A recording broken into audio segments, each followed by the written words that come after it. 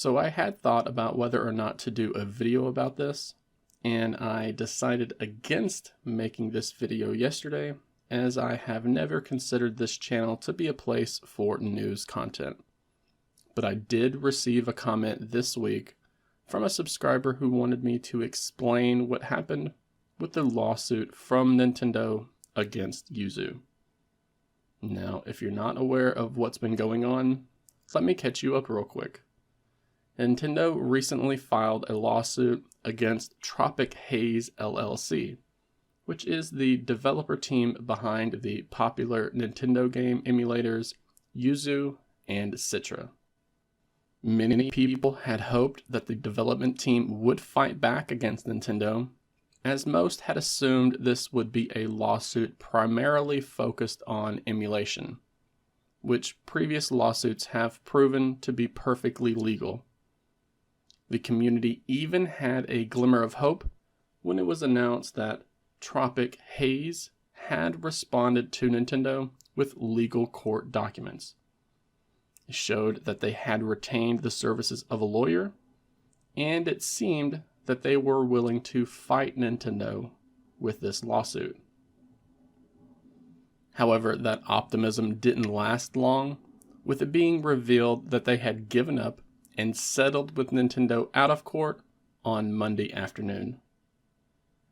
Not only are the Tropic Haze developers now on the hook to pay Nintendo $2.4 million in, quote, monetary relief, but they have also agreed to stop, quote, offering to the public, providing, marketing, advertising, promoting, selling, testing, hosting, cloning, distributing, or otherwise trafficking in Yuzu or any source code or features of Yuzu.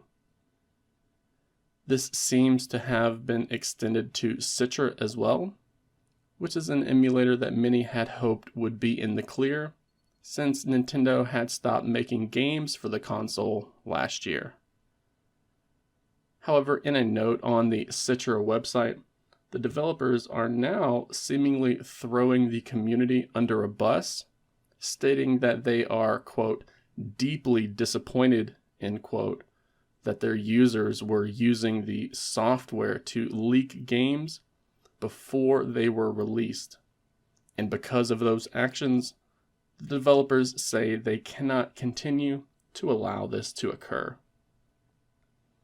So some of this seems quite insulting if you read it as words coming from the developers themselves, which it very well may be. But others seem to believe this statement reads as if a lawyer had written it, so I'll leave that for you to decide. Now, when we get into the details of the settlement, Tropic Haze has publicly sided with Nintendo. Some had hoped that since Yuzu did not work without the title.keys file and the prod.keys file, that the emulator itself would be safe. However, this statement states that in Yuzu's ordinary course, it functions only when those cryptographic keys are integrated. And since they can only be integrated without authorization from Nintendo, that results in the Yuzu emulator being primarily designed for the purpose of circumventing technological measures, which are actions that are in violation of the Digital Millennium Copyright Act. Again, this is all coming directly from the settlement itself. Some had expected such a result from this lawsuit. There were some that hoped that the funds from Patreon had given these developers deep enough pockets that they could have lasted up to and through the jury trial.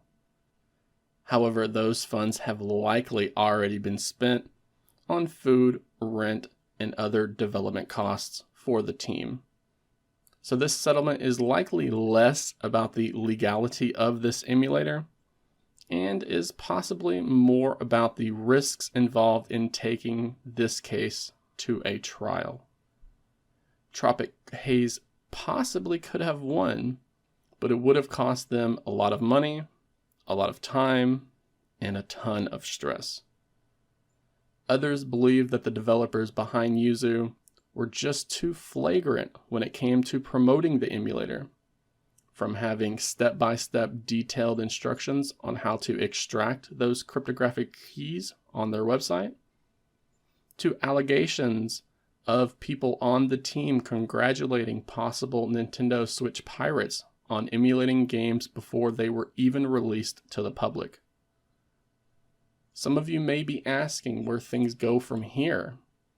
This lawsuit has struck fear in other emulator developers, with the Drastic emulator recently going free in the Google Play Store.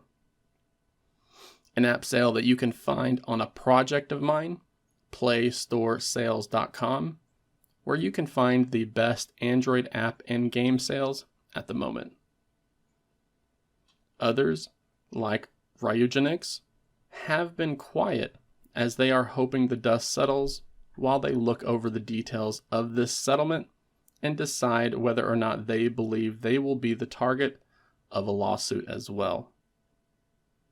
Granted, this settlement hasn't been made official as of right now, since a judge has yet to sign off on the agreed terms, but I have little doubt that anything will stop the momentum that this lawsuit has. As mentioned, the development of Yuzu and Citra has ceased, and the GitHub repos have been made inaccessible to the public.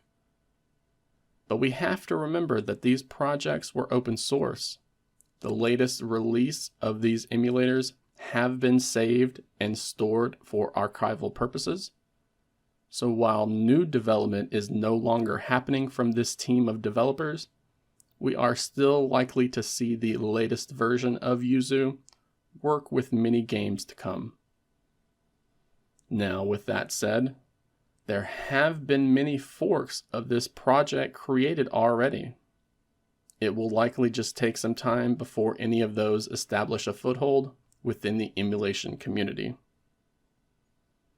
So that's all of the latest details about this lawsuit that I was able to find.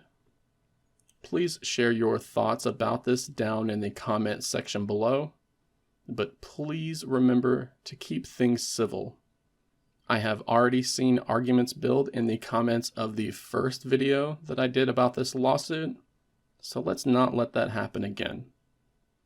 Even if you don't agree with another person in the comment section, understand that they have their opinions for a reason, just like you have your opinions for a reason.